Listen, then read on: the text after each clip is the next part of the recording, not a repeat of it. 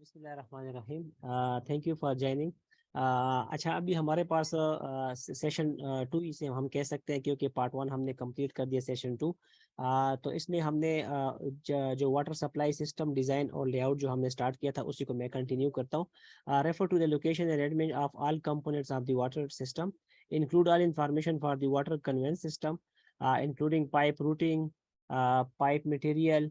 तो ये सारी चीज़ें जो है हम इसमें इंक्लूड करते हैं। ठीक है, तो हमारे पास जो है इसमें आउटर डायमीटर, इनर डायमीटर, इन सारी चीज़ों को जो है ना हम देख के जो है ना पाइप की जो डिज़ाइन है या सिस्टम उसको हम देखेंगे। तो ये भी जो है ना डायरेक्टली इफेक्ट करता है selection of the pump and motor and design of photo array and power supply system. जिस तरह मैंने आपको कहा है कि इस सिस्टम से जो चीज़ें भी इस सिस्टम से रिलेटेड है सबसे जो है वो सबको वो इफेक्ट करता है।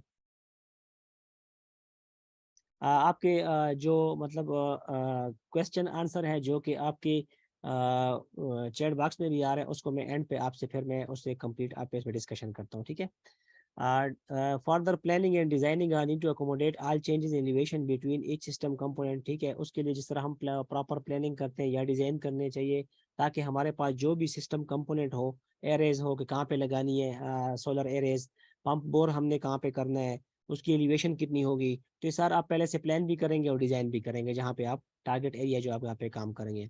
इन addition all piping should be routed to avoid areas prone to erosion from rain water run off. ये तो सिंपल सी बात है कि हम जहाँ पे पाइप करेंगे तो कोशिश करेंगे कि वो मतलब डिजास्टर या फॉर एग्जांपल कोई फ्लड अगेंस्ट जो है वो प्रॉन एरियाज ना हो, ताकि वहाँ पे या इरोजन ना हो। क्योंकि ये ना हो कि बारिश के पानी की वजह से आपका पाइप, आपने किसी जगह पाइप किया हो तो वहाँ पे जो है ना वो पाइप हम बिछाया हुआ फ्लड आ गया और पाइप हमारा ले गया। तो इस चीज़ को भी हमने बहुत ज़्यादा इंश्योर करना है। All these item will contribute to total dynamic head of the water system, which refer to the amount of energy required of the pump for water to flow at the design flow rate। ठीक है, तो ये सारी चीजें जो है ना total dynamic head जो हमारा होता है, जो कि भी अब आगे जाके कैलकुलेट करेंगे तो वो फिर आपका जो है इफेक्ट होगा। ठीक है, अच्छा, टोटल डायनामिक हेड। अब जी सजाद साहब। अच्छा शबीर साहब, बहुत अच्छा जा रहा है। बहुत सी चीज़ें हमें क्लियर भी हो गई। जी जी मोस्टली जब हम प्रोजेक्ट्स में काम करते हैं तो सारी चीज़ें हमें शॉर्टकट्स लगाने पड़ते हैं। उसकी वजह ये है कि हमें 4 से 5 महीने या मैक्सिमम 6 महीने मिलते हैं ना। तो जब भी हम मतलब सोलर पंप डिजाइन करते हैं डिस्चार्ज पे या रिहेबिलिटेशन किसी प्रोजेक्ट पे, पब्लिक हेल्थ वाले पे, या क्योंकि अभी केपी की क्लाइमेट चेंज एडेप्टेशन स्ट्रेटेजी भी आ गई है तो मैक्सिमम हम सोलर पे जा रहे हैं। जी जी। तो काइंडली अगर आप मतलब सेफ साइड की दिए, या मैं कहूँगा कि कोपिंग स्ट्रेटेजी हमारी क्या होनी चाहिए कि हमारा प्रोजेक्ट या जो हमारा डिजाइन स्कीम है वो फेल्योर से बच जाया करे। ठीक है सर, वो इसी को इंशाल्लाह अभी जो आप जब देखेंगे ना, असल में मैंने इस पे बेसिकली फोकस किया इमरजेंसी के हवाले से ना। जिस तरह हम कहते हैं कि हम लोअर उस पे जाते हैं ना, जब भी हम चीज़ फॉर एग्जांपल डिज़ाइन करते हैं तो हम कोशिश करते हैं कि लोअर उस पे करें ना। तो इसके हवाले से मैंने इस तरह किया है कि अब आप अगर डिज़ाइन देखेंगे तो आप जब इसके जो असल में ये मैं थोड़ी सी थ्योरी इसलिए समझा रहा हूँ ताकि लोगों को समझ आ जाए कि असल में ये है क्या चीज़, हमें क्या बताया जा रहा है ना। तो जब आपको भी हम करेंगे ना, तो इसके जो 5 स्टेप मैंने बताए उसी 5 स्टेप में आपको वो, अगर आपका इमरजेंसी प्रोजेक्ट हो, आपका लॉन्ग टर्म प्रोजेक्ट हो, आप उसमें इजीली जो है ना सेफ साइड पे इसको जो है ना मतलब अप्लाई कर सकते हैं। ठीक है, अब मैं उसमें फिर आपको ये भी बताऊंगा कि फॉर एग्जांपल अगर लॉन्ग टर्म प्रोजेक्ट में आपने जाना है और इसको इस सोलराइजेशन या पंप को आपने लॉन्ग दूसरे तरीके से करना है, एक लंबा तरीका भी है, तो वो आप किस तरह करेंगे। ठीक है, उसमें फिर मैं खुद भी कंफ्यूज हूँ, मैंने उसको बहुत पढ़ा है लेकिन मुझे खुद भी उसकी चीज़ की समझ नहीं आई। लेकिन मैं आपको सिर्फ डिस्कस यहाँ पे कर लूंगा कि उसको ये लोग किस तरह कर रहे हैं। ठीक है, तो वो फिर ज्यादा हाई इलेक्ट्रिकल इंजीनियर जो होते हैं या कोई सोलर के जो बहुत एक्सपर्ट लोग होते हैं तो वो लोग इसको बहुत अच्छे तरीके से कर सकते हैं। ठीक है सजाद थैंक साहब। यू। Thank you. अच्छा, अब टोटल डायनामिक हेड जो है वो क्या चीज होती है? Potential energy plus fraction head losses due to fraction with the pipe plus minor head losses due to pipe component, system component. ये ऑलरेडी चीजें हम पहले डिस्कस भी कर चुके हैं, लेकिन चूंकि ये एक यहाँ पे मेन चीज है इसमें पंप डिजाइन का, तो इसलिए यहाँ पे मैंने दोबारा इसको मेंशन किया है। Ignoring pressure and kinematic energy, हम प्रेशर को और काइनेमेटिक एनर्जी को इसमें इग्नोर कर लेते हैं। Thus it is advisable to select best possible place for laying a pipes and placement of pump and solar system. ठीक है, तो हम कोशिश करते हैं कि हम अगर प्रेशर को और काइनेमेटिक एनर्जी को हम इग्नोर करते हैं तो फिर ये एडवाइजेबल है या ये बेस्ट रिकमेंडेशन है कि आप पाइप की जब प्लानिंग और डिजाइनिंग कर रहे हैं तो प्लेसमेंट उसकी इस तरह करें कि आपका जो पंप का प्रेशर है वो इस तरह हो कि वो पानी हॉरिजॉन्टल जा सके। वर्टिकल तो चलो हम पोटेंशियल एनर्जी जो है वो ले लेते हैं, तो वर्टिकल जो हाइट हो वो हमारे उसमें आ जाती है, ताकि हॉरिजॉन्टल उस पाइप फॉर एग्जांपल अगर वर्टिकल के लिए हम डिजाइन करते हैं तो हॉरिजॉन्टल तो ठीक है पानी जाता है, लेकिन फिर भी थोड़ा सा प्रेशर की जरूरत होती है ताकि उसको हम आगे तो पुश कर सके। पुश की जरूरत क्योंकि हमारा पाइप जो है नॉर्मली हॉरिजॉन्टल तो नहीं होता कि फॉर एग्जांपल हॉरिजॉन्टल होता है, क्योंकि हमारा जो एरियाज होते हैं जहाँ पे हम पाइप कर रहे होते हैं प्लेन एरिया के लिए तो ठीक है, लेकिन जब माउंटेनियस एरिया होता है तो उसमें पाइप कभी ऊपर जा रहा होता है कभी नीचे जा रहा होता है, तो उसमें अगर इन केस हमें सोलराइजेशन करनी पड़े वहाँ पे तो ग्रेविटी स्कीम होती है। लेकिन फॉर एग्जांपल अगर किसी एरियाज में हमें बोर वगैरह या ओपन वेल से कोई स्कीम करनी पड़ी तो फिर हमें जो पाइप के लिए आउट है उसको प्लेन एरिया में एज माउंटेनियस एरिया में हमको इस चीज का बहुत ज्यादा ख्याल रखना चाहिए। The location of major components and the pipe information advise the selection of the pump and motor in the design of solar array। तो वही बात है कि हमारे पास जो पाइप्स के कंपोनेंट हैं जो भी है कंपोनेंट्स हैं, जिस पहले 2-3 मरतबा जिक्र कर चुका हूँ, वो सब के जो है ना वो डायरेक्टली इफेक्ट करता है आपके पंप सिलेक्शन पे और मोटर एंड और उसके डिजाइन वगैरह पे। ठीक है, जो सोलर एरे का हम डिजाइन करते हैं उस पर भी इफेक्ट करता है। अच्छा, नेक्स्ट हमारे पास है द प्रोजेक्ट लोकेशन। अब हमें जो है आहिस्ता आहिस्ता हम जो है ना अपने उसकी तरफ बढ़ रहे हैं कि प्रोजेक्ट लोकेशन किस तरह होनी चाहिए। टोटल डायनामिक हेड के बाद आप थोड़ी सी सोलर के हवाले से पढ़ेंगे। तो project location will directly effect the design of photo voltaic array that will provide power to a system. इसमें ये कि प्रोजेक्ट लोकेशन अब फॉर एग्जांपल आप स्वात में कर रहे हैं तो उसमें सर्दी ज़्यादा होती है गर्मी कम होती है। आप पेशावर में कर रहे हैं तो उसमें तकरीबन सेम होती है। सिंध के जो लोग हैं उस सिंध में देख लें तो गर्मी ज्यादा होती है, सर्दी सिर्फ नवंबर दिसंबर में वो भी कभी कभार होती है। In general solar panel convert energy from sun into usable power. एक सिंपल सी बात है, rate at which solar energy falls on to a panel is known as solar irradiation and measure in unit of power area watt per metre square. ये just मैं आपको एक theoretical चीज बता रहा हूँ जिसको आपको पता होना चाहिए कि सोलर इरिडियंस क्या चीज होती है। The intensity of solar irradiation depends on several factor including location, time of year, time of day as well as weather and other condition. ठीक है, अब सोलर रेडिएशन क्या डिपेंड करती है, जिस तरह मैंने पहले जिक्र किया डिफरेंट फैक्टर है। लोकेशन है प्रोजेक्ट की, टाइम है, टाइम कौन सा दिन का टाइम है, एयर है, अब जैसे गर्मियों में ज्यादा धूप पड़ती है सर्दियों में कम पड़ती है तो वो भी डिपेंड करता है, पहले भी इसका जिक्र हो चुका है। The amount of power a solar panel can convert from solar energy is known as photovoltaic production. अब ये डिफिनेशन वगैरह है लेकिन इसको जस्ट थ्योरेटिकल आप देखते जाएं और सीखते जाएं कि क्या चीज़ है, क्योंकि जब तक आपको उस चीज़ की डिफिनेशन नहीं आती तो आपको पता ही नहीं होता कि ये है क्या चीज़, इससे होता क्या है। ठीक है, अच्छा अब इन पाकिस्तान, अब मैं आ गया हूँ पाकिस्तान एज अ होल। हम जो करते हैं पहले जिक्र भी हो चुका है। The sun radiation is taken a 6 hour per day 9 से 3 PM। ठीक है, सॉरी 10 से 3 तक, तो 11 12 1 2 3, ये असल में 6 आवर है, ये 9 से 3 है, यहाँ पे मेरे से बाई मिस्टेक जो है वो 3 PM का, लेकिन ये डिपेंड आपके लोकेशन पे करता है। ठीक है, ये जस्ट मैंने यहाँ पे in winter as well as do our design for the latest radiation hour per day. ठीक है, तो आपने डिजाइन करना है विंटर के हवाले से क्योंकि हम ताकि विंटर में भी हमारा पंप फिर काम कर सके।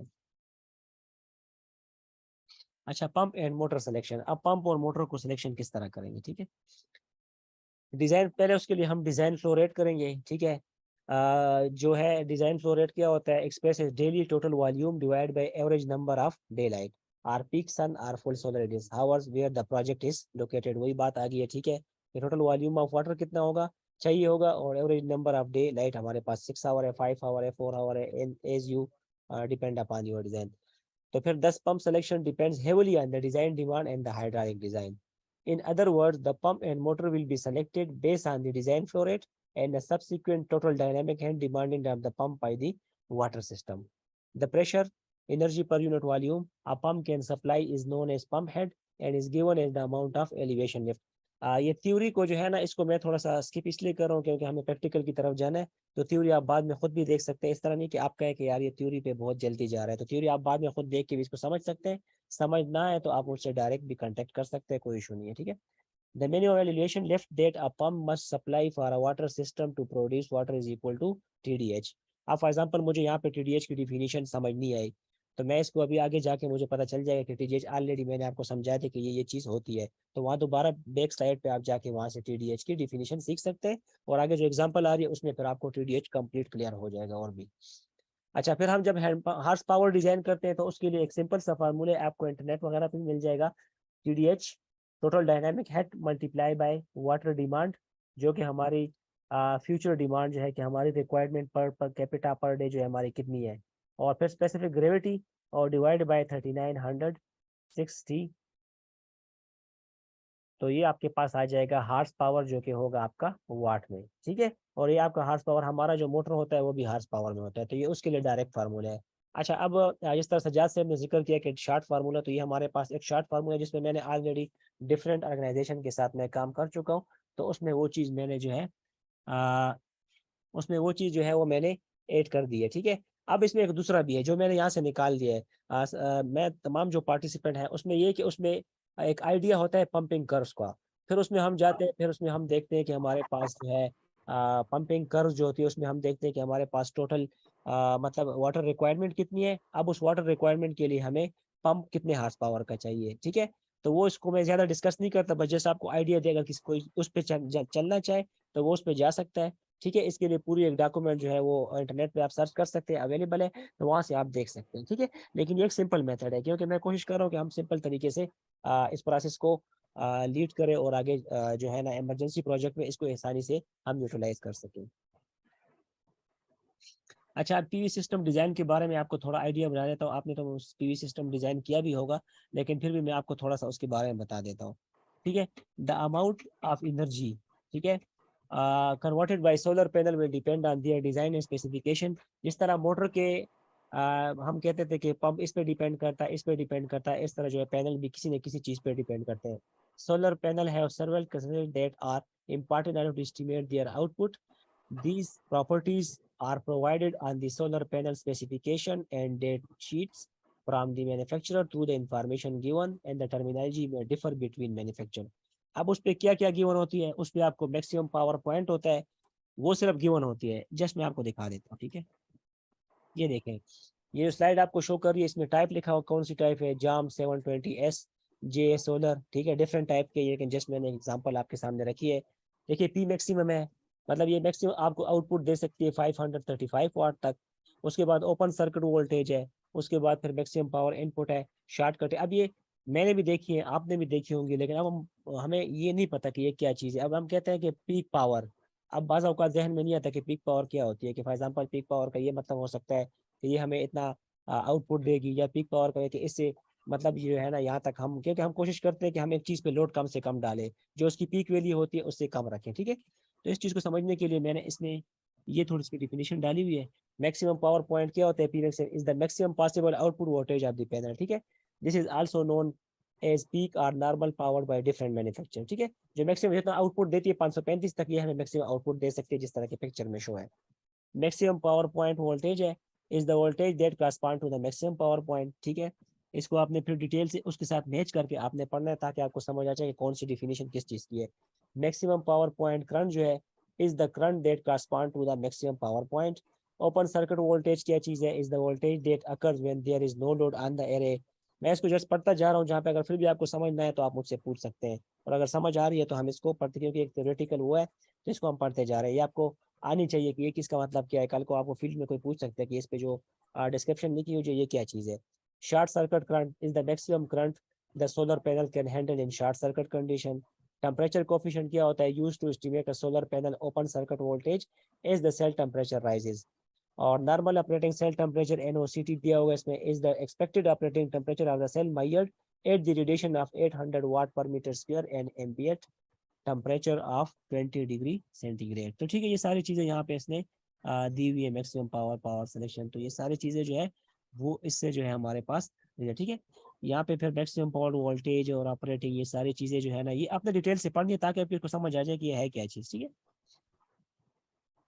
अच्छा, अब हम आ जाते हैं कि अपने सोलर डिजाइन किस तरह करना है। मैंने जस्ट एक एग्जांपल ली है, जो हमने पीछे पॉइंट्स पढ़े हुए हैं उसी को किस तरह हमने सिंपल तरीके से हमने डिजाइन करना है, ताकि इमरजेंसी प्रोजेक्ट को आप इजीली डिजाइन कर सके और इंशाल्लाह आप सक्सेस भी होंगे।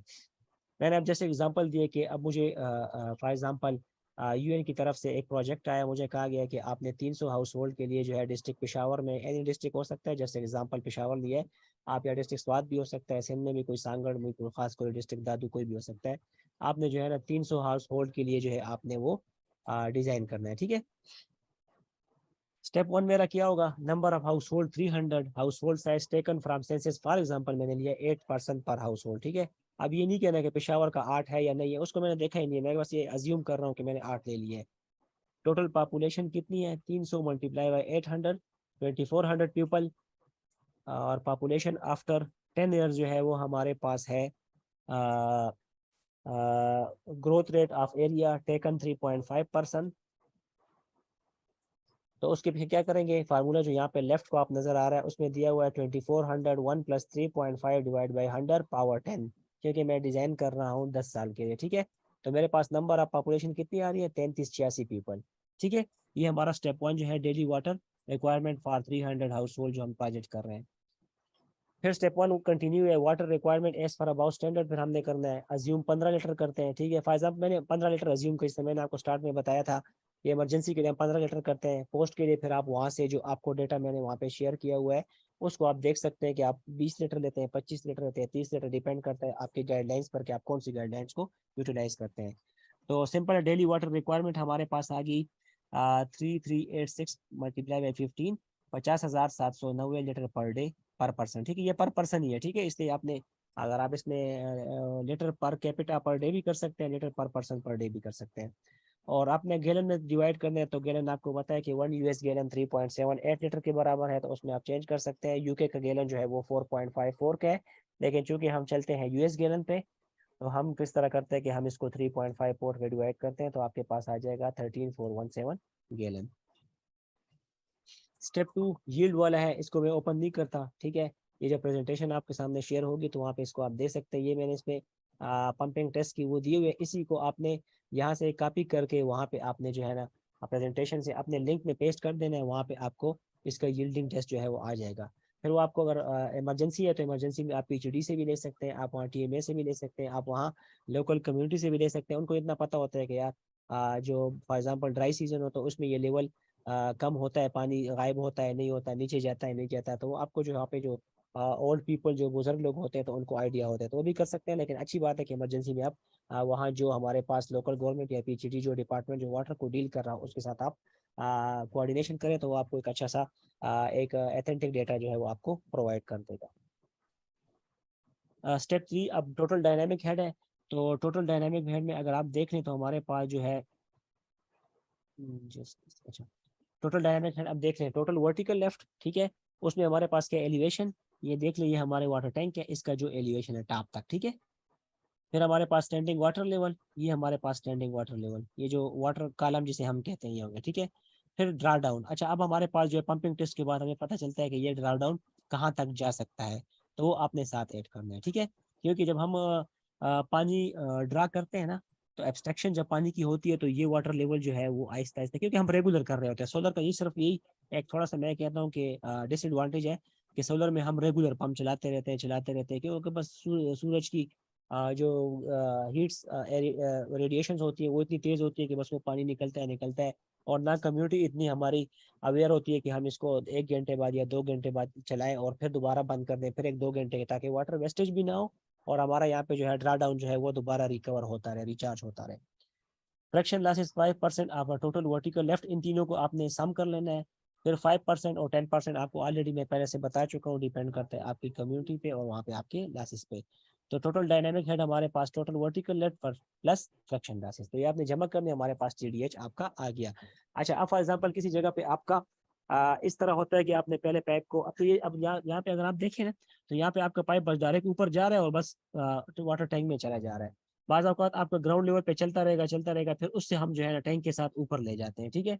तो अगर अगर फॉर एग्जांपल यहाँ ये जो हॉरिजॉन्टल डिस्टेंस है, अव्वल तो हम इसको इग्नोर करते हैं, हम इस नहीं लेते, क्योंकि हम जो है यहाँ पे जो इसको पंप है वो उसको हम ये जो हमारा प्रेशर होता है हॉरिजॉन्टल उसको हम इग्नोर करते हैं, क्योंकि हमें इतनी प्रेशर की जरूरत नहीं होती। फिर भी अगर आप सेफ्टी की तरफ जाते हैं तो आप जो आपका हॉरिजॉन्टल डिस्टेंस अगर 1000 फुट है तो उसको 4 पे डिवाइड कर लें, ताकि आपका जो है जो आपका डिस्टेंस है वो फॉर एग्जांपल 250 है, तो वो आप उस टोटल वर्टिकल लेफ्ट में ऐड कर लें, ताकि आप सेफ्टी की तरफ चले जाए, ठीक है। तो इसमें और मसला भी नहीं, अगर आप ये ऐड ना भी करें तो जब हम हार्स पावर निकालते हैं, फॉर एग्जांपल 0.5 हार्स पावर निकल आया, तो हम कहते हैं कि आप जो उससे अगला है 0.75 हार्स पावर की मोटर ले आए, ताकि आपके पास उसकी प्रेशर अच्छी हो, जो हॉरिजॉन्टल उसको है उसको कवर कर सके। ठीक है। स्टेप 4, जिस तरह मैंने size of the water pump, उसमें देखें ये हमने लिखा है the size of water pump, जो है वो वही फार्मूला है, टोटल डायनामिक हेड। क्यू आपने जो है ना, मैं नीचे लिखा भी हुआ है कि Q daily peak hour requirement metre cube per day, लेकिन अब यहाँ पे हमने टी डी एच जरबे क्यू मल्टी स्पेसिफिक ग्रेविटी आपकी 1000 किलोग्राम पर मीटर क्यूब, टोटल डायनामिक है जो है मीटर में फुट में। तो यूनिट्स को आपने थोड़ा सा ख्याल रखना है कि अगर आप एपीएस फुट पाउंड सिस्टम में चलते हैं तो सारी चीज़ें उसमें चलाएं। ठीक है। अगर आप फॉर एग्जांपल मीटर में चलते हैं तो फिर आप जो है ये क्यू की डिमांड जो है वो मीटर क्यूब पर उसमें चले। ठीक है। तो इस चीज़ को आपने थोड़ा सा देखना, ये ना हो कि आप एक जगह पे एक यूनिट यूज कर रहे हैं, दूसरी जगह पे दूसरी यूज करें, तो आपका हार्स पावर जो है वो ऑटोमेटिकली जो है वो गलत आएगा। ठीक है। अब स्टेप नंबर 5 है, क्योंकि आपका एचपी निकल आएगा, total hydraulic energy required per day watt hour per day for pumping the water. Hydraulic energy required कितनी होगी हमारे पास, mass multiply by gravity multiply by TDH. Hydraulic energy required is equal to, अच्छा इसमें एक चीज जो मैं मेंशन करना चाहता हूँ, अगर आप डायरेक्ट करना चाहते हैं ना, तो देखिए हमारे पास यहाँ पे हार्स पावर निकल आया, फॉर एग्जांपल इससे हमारे पास आया है 1 हार्स पावर। ठीक है। तो अब 1 हार्स पावर जो है वो इक्वल होता है 744 वाट्स। तो इससे ऑटोमेटिकली हमें मतलब एक आइडिया मिल सकता है कि हार्स पावर को अगर हम करें तो हम डायरेक्टली भी, ये डायरेक्टली मैं आपको एक डायरेक्ट वे बता रहा हूँ कि हार्स पावर को जो है, one one horse power motor आ गई, अब मुझे चाहिए 746 वाट्स। अब वहाँ पे हमारे पास जो सोलर पैनल है वो भी वाट्स में होते हैं। तो अगर मैं 400 के 2 पैनल करूँ तो कितने हो जाएंगे, 800 वाट, जो कि मेरी 746 की कैपेसिटी को पूरा करते हैं। तो डायरेक्ट भी आप वहाँ से, अगर आपके पास एचपी हार्स पावर निकला है वाट्स में, तो आप डायरेक्टली वहाँ से जो है नंबर ऑफ पैनल कैलकुलेट कर सकते हैं। तो ये भी एक शॉर्ट तरीका है, लेकिन ये इतना इफेक्टिव नहीं है, क्योंकि अब हम जो आगे कर रहे हैं उसमें आप देख लें, आपको कुछ चीज़ें जो है वो और भी मिलती हैं जो कि हमें उसमें इन्वॉल्व करनी होती है। ये एक शॉर्ट तरीका था जो मैंने आपको जस्ट बताया, किसी जगह पे आपको नीड हो तो आप इसको वहाँ पे just as a draft utilise कर सकते हैं अर्जेंट उसमें। अच्छा, फिर नेक्स्ट है हाइड्रोलिक एनर्जी रिक्वायर्ड। इसमें हाइड्रोलिक एनर्जी रिक्वायर्ड में मास मल्टीप्लाई बाय जी, जो हमारे पास डेंसिटी हो जाता है, मल्टीप्लाई बाय वॉल्यूम। ठीक है। और फिर आगे sorry, mass is equal to density multiply by volume, और जी अपनी जगह पे आ गया और टीडीएच अपनी जगह पे, ये 1000 हो गया। ठीक है। डिस्चार्ज आप वहाँ पे देख लें, मीटर क्यूब पर डे में निकाल लें, हमने गैलन में निकाला है या लीटर में हमारे पास था, उसको मीटर क्यूब पर डे में डिवाइड कर दें। 9.8 मीटर पर सेकंड और ग्रेविटी सबको पता है, टीडीएच मीटर में जो हमारा पहला टीडीएच है वो आ गया। इज इक्वल टू एक्स, मैंने लिखा कि इसकी फॉर एग्जांपल वैल्यू आ गई एक्स, वो किस चीज में होगी, वाट में। ठीक है। उसके बाद अब हमारे पास जब ये वैल्यू आ जाती है, तो solar radiation available at the site, number of hours of peak sunshine per day 6 hour per day. अब हमारे पास जो है वो हमने सोलर सिस्टम जो सन उसको डायरेक्ट हिट करेगा, वो कितने उसमें करेगा, क्योंकि इसमें सोलर में भी दो चीजें होती है, एक फिक्स्ड होता है, एक जो है हम कहते हैं कि ये आप उसे कह सकते हैं मूविंग होता है। ठीक है। मूविंग ये होता है कि वो जब सूरज जिस तरफ घूम रहा होता है उस तरफ घूम रहा होता है, लेकिन हम कहते हैं कि जितना आप आ, मतलब जितनी चीज अच्छी होगी उतने आपके एक्सपेंसेस ज्यादा होंगे। तो चूंकि हम लो कास्ट की तरफ जाते हैं, हर जगह पे प्रोजेक्ट कोशिश करते हैं कि लो कास्ट में हो, इकोनॉमिकल हो और सस्टेनेबल इंफ्रास्ट्रक्चर की तरफ जाते हैं। और और दूसरा ये है कि हमारे पास जितना हम रिसोर्सेज मतलब ज़्यादा लगाएंगे, तो उस हवाले से हमारे पास जो बजट जो लिमिटेशन होगी वो मे बी कि एक्सीड कर जाए, तो उसको भी ख्याल रखना है। तो हम कोशिश करते हैं कि हम फिक्स्ड ऐसी डायरेक्शन में लगाए जहाँ पे सन जब राइज करता है तो वहाँ से फिर सन जो मशरक में निकलता है मगरिब में डूबता है, तो उस दौरान आपकी डायरेक्शन उस तरफ होनी चाहिए, ताकि वो सन जो है उसके ऊपर ही चलता रहे, उसकी रेस जो है उसके ऊपर डायरेक्ट आपकी पड़ती रहे। ठीक है। Size and number of PV panel अब आप किस तरह निकालेंगे, total weightage of PV panel, total hydraulic energy जो पीछे आपने निकाली है, number of hours peak shine पर हर 6 आवर हो गया। ठीक है। Total weightage of hydraulic energy required divide by 6, वो आपके पास फॉर एग्जांपल आ गई है Z वाट्स। अब total weightage of PV panel considering system losses. अब पीवी पैनल जो होंगी अपनी भी लॉसेस होंगी, तो वो क्या चीज़ है, total weightage of PV panel और pump efficiency multiply by mismatch factor. अब ये दो चीजें जो है, पंप एफिशिएंसी और मिसमैच फैक्टर, ये क्या चीज़ है, तो ये मैं आपको नीचे मैंने दिया हुआ है, इसमें एक मिनट जस्ट सेकंड, मैं इसको थोड़ा सा स्टॉप कर लेता हूँ, और यहाँ पे मैं प्रेजेंटेशन थोड़ा स्लाइड खोल लेता हूँ, तो स्लाइड में यहाँ पे नीचे इसको मैंने मेंशन किया हुआ है कि ये क्या चीज़ है, तो यहाँ पे आपको इसकी समझ आ जाएगी। अच्छा,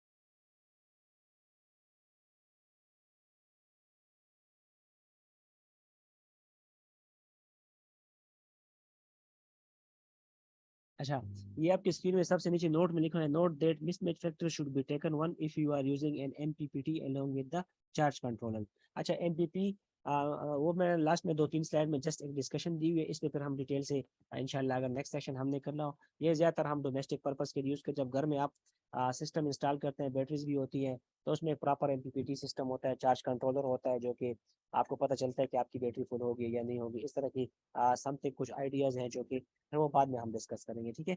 बट इन आवर केस, हमारे केस में जब आपका बिल्कुल मतलब डायरेक्ट आपका सनलाइट से डायरेक्ट सोलर रेडिएशन आ रही है सोलर पैनल पे, और सोलर पैनल जो है वो ऑपरेट कर रही है मशीन को, तो उसके जो है ना मिसमैच फैक्टर जो होगा वो हमारे पास होगा, factor is 0.85 as we are directly connecting the PV module to the DC pump motor, ठीक है। तो यह हमने ये 0.8 जो है हमने यहाँ पे ये कंसिडर करना है। अच्छा, अब यहाँ पे मैंने इसको, ये आपका टोटल, ठीक है, यहाँ पे आपकी जो है ना टोटल वेटेज पीवी पैनल का मिसमैच आपका आ गया।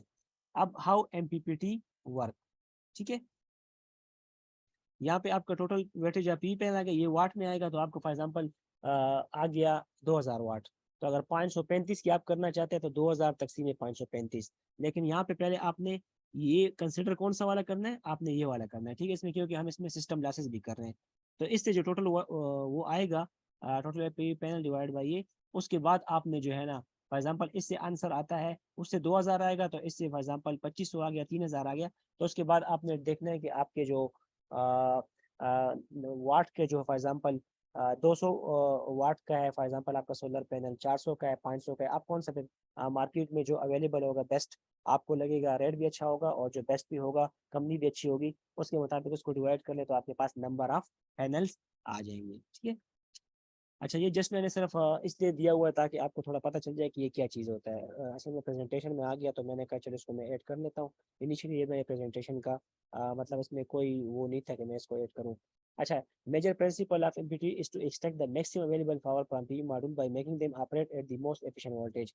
अब एमपीटी का मतलब सिर्फ यही है कि आपकी सोलर पैनल में अगर 535 वाट की गुंजाइश है, तो वो कोशिश करता है कि पीवी पैनल से 535 वाट ही जो है वो मैं निकालूं और आगे जो है ना इसको सप्लाई करूं, ठीक है।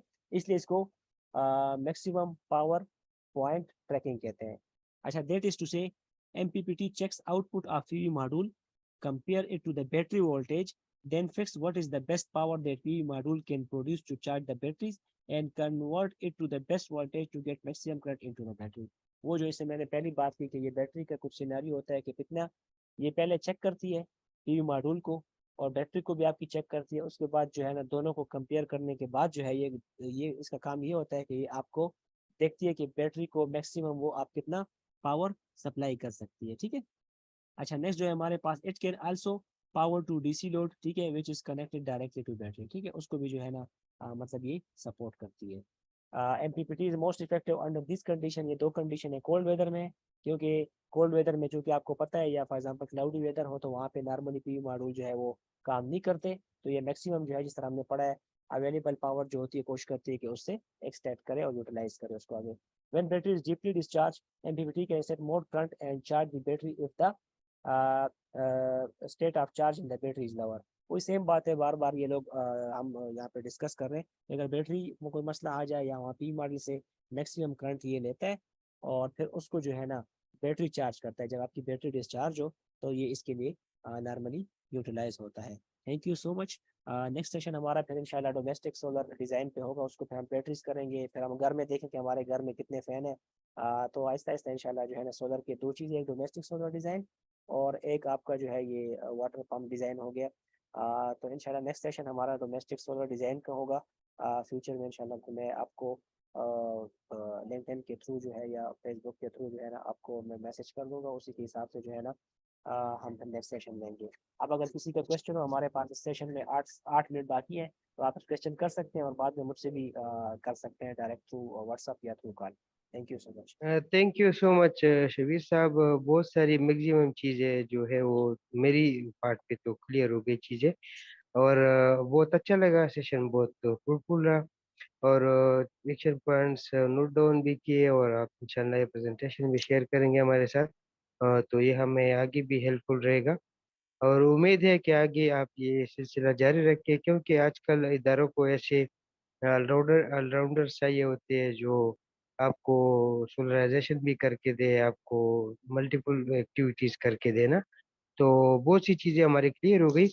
सिर्फ एक चीज का मुझे थोड़ा सा वो है, आपसे पूछना चाहूंगा कीजिए। कि नॉर्मली हम विंटर एरियाज के लिए ना जी मोनोक्रिस्टलाइन वो सजेस्ट करते हैं, और मोस्टली हम सिंध में और या जो मैक्सिमम पंजाब का इलाका है, सदर्न पंजाब का, उधर पॉलीक्रिस्टलाइन करते हैं। जी। तो डी खान के लिए आपकी सजेशन क्या होगी कि इधर हम मोनो रख सकते हैं या पुली रख सकते हैं? सर वो तो आपने अपने क्वेश्चन का जो आंसर है वो तो आपने खुद कर दिया। देखिए एक सिंध में गर्मी बहुत ज्यादा होती है ना, तो उसमें आपने कहा कि हम पॉली क्रिस्टाइन रखेंगे। तो डी खान का जो मैंने मतलब मैं सिर्फ एक मरतबा गया हूँ ना, मैं मतलब उसमें कोई नहीं है, लेकिन डी खान में जो है ना वो चूंकि बनू के साथ है, तो बनू में काफी गर्मी में जॉब भी कर चुका हूँ।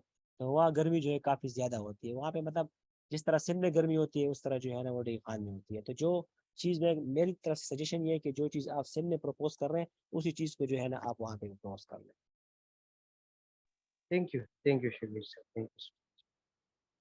जी किसी और का कोई क्वेश्चन है तो आप कर सकते हैं, 6 मिनट हमारे पास है। आ, जी थैंक यू सो मच। जैसा सजाद साहब ने कहा बिल्कुल ठीक है। पोली और मोनो का तो हमारा कंसेप्ट क्लियर है, और आपकी भी एक्सटेंसिव बड़ी डिटेल में थी, लेकिन सॉरी फॉर लेट, मैं थोड़ा सा लेट ज्वाइन किया। तो ये मेरी एक तो रिक्वेस्ट ये होगी कि प्रेजेंटेशन मुझसे शेयर होगी, और दूसरा ये है कि मेरे पास भी कुछ एक्सेल में यही कैलकुलेशन है जो मैं आपके साथ भी शेयर कर सकूं, और बल्कि सबके साथ शेयर कर सकूं। और दूसरा ये था कि जो हमारा आपने जो वर्टिकल डिस्टेंस का जो आप कैलकुलेशन कर रहे हैं, और हॉरिजॉन्टल को आपने 1/4 के हिसाब से आपने कहा कि उसको कैलकुलेशन कर सकते हैं। तो इसमें जो हेड लॉसेस होते हैं, लाइक अगर हम वर्टिकल टू हॉरिजॉन्टल जाते हैं तो उसमें अगर हम 90 डिग्री एल्बो यूज करते हैं या हो जाता है, तो फिर उसका हेड लॉस का हम के मोटर के जो हेड का जो है कैलकुलेशन, वो हम उसका एफिशिएंसी और उसकी कैलकुलेशन का कोई मेजरमेंट है, या एज ए हम उसको कर सकते हैं कैलकुलेट हॉरिजॉन्टल और वर्टिकल को? असल में अगर आप देखें ना तो आपकी बात बिल्कुल वैलिड है, लेकिन अगर हम देखें ना इसमें भी मैंने जो एक बताया था कि असल में डिपेंड करता है पंप की। असल में पंप हमें चाहिए कि हम पंप की एफिशिएंसी 100% ले, क्योंकि वो तो हमें जो मार्केट से मिलता है वो तो कहते हैं कि बस ये ठीक है ना। लेकिन हम पंप की एफिशिएंसी जो है वो हम लेते हैं 0.4, कोई लेता है मैंने ज़्यादातर जो प्रोजेक्ट्स किए हैं पेशावर में या मैंने सिंध में किए हैं उसमें मैंने 0.75 भी लिया है, 0.6 भी लिया है, पॉइंट डिपेंड करता है, मुझे पता है कि ये कितने ज़्यादा होगा ना। तो वहाँ पे जो उसकी जो जी हेड लॉसेस है ना वो उसमें कवर हो जाती है, क्योंकि वहाँ पे आप जब पंप 0.6 ले लेते हैं ना उसकी फ्रैक्शन, फॉर एग्जाम्पल आपने काम ये 0.6 100 करता है लेकिन हम लेते हैं 0.6, तो इसका मतलब है कि पंप को हमने और भी मजबूत बना दिया है, किस्म का एक भी और हमने उसको रीइंफोर्स कर दिया है। ठीक है, तो वो जो है उसमें इसलिए इसको हम जो है ना इसको हम इग्नोर कर देते हैं। ठीक है। ठीक है। असल में बेसिकली मैं बिलोंग करता हूँ थरपाकर से, और थरपाकर डेजर्ट एरिया आपको पता है। जी तो जी, वहाँ बिल्कुल बिल्कुल। मेरी रिसेंटली कोई प्रोजेक्ट मैंने किया था जिसमें हमने कोई ओवरऑल मैंने सारी डिज़ाइन की थी सोलराइजेशन की। उसमें कोई हमने सोलराइजेशन में ये था कि हमारे पास बहुत बहुत बड़े टीले हैं, और उसके ऊपर हमने वाटर टैंक जी बनाया था। तो हमने सोलर पीवी मॉड्यूल्स वहाँ रखे थे, और वहाँ से हमने 3000 फीट जो है ना वो थ्रू ग्रेविटी, ग्रेविटी नहीं बल्कि क्या कहते हैं कैपिलरी एक्शन और vertical horizontal distance incline slope के हवाले से हमने 3000 फीट पे हमने कोई बोर करके वहां से पंप लगवाए थे। तो जी। उसमें मैंने बड़ी कोशिश की थी, लेकिन ये था कि मैंने बाद में उसका ये किया कि उसमें मैंने कहीं पे भी 90 डिग्री का एल्बो भी नहीं यूज करने की कोशिश की कि ना करूं। और वहां से जो डायरेक्ट जो है ना वो पाइप मैंने डायरेक्ट आके वाटर टैंक में डाला, और उससे उसकी इंटेंसिटी तो बढ़ रही थी, प्रेशर भी बढ़ रहा था। हम्म। लेकिन मैंने सोचा कि अगर मैं एक की बजाय अगर 3-4 एल्बो आ जाते हैं कि अंडरग्राउंड आ गया, फिर वहां से एक ऊपर आ गया, फिर वो टैंक के आ गया, मतलब 3-4 एल्बो आ जाते हैं, तो वो हेड लॉस बढ़ जाता है, हम्म। तो उसका प्रेशर भी बढ़ जाता है, तो उसको वो मोटर पे भी इफेक्ट पड़ता है। तो मैंने सोचा था, मैंने कहा आप जैसे कोई उस्ताद आगे करीब पले पड़ गए, तो मैं उससे भी कंफर्म कर लूंगा, आइडियाज हो जाएगा। असल में जिस तरह मैंने आपको है ना, क्योंकि अभी आपका डिस्टेंस बहुत ज़्यादा था ना, मैं अपने एक्सपीरियंस के बेस पे बता रहा हूँ। ठीक है, मैंने सोलर की कोई ट्रेनिंग वगैरह नहीं ली, मैं जो एक्सपीरियंस किया और जो मुझे मतलब जिस तरह आपको एक आउटपुट मिलता है ना एक्सपीरियंस का, बाज़ औक़ात फेलियर पे चला जाता है, बाज़ औक़ात आपका जो है ना सक्सेस पे चला जाता है। तो मतलब जब आप एक चीज़ नई एक्सपेरिमेंट कर रहे होते हैं तो उसमें फिर आपको ये नहीं डरना चाहिए कि ये फेल हो जाएगा। कुछ तो होगा, एक तरफ तो जाएगा, या फेल होगा तो नेक्स्ट अटेम्प्ट में आप उसको जो है नहीं करेंगे, आपको पता चल जाएगा। वो बंदे का फेलियर नहीं होता, वो बंदे का एक्सपीरियंस होता है कि यार ये फेल हो गया, तो नेक्स्ट जगह पर अगर मैं किसी जगह प्रोजेक्ट करता हूँ तो मुझे इस तरह नहीं इस तरह करना होगा। तो जब भी आप जी एग्जैक्टली, यू आर राइट।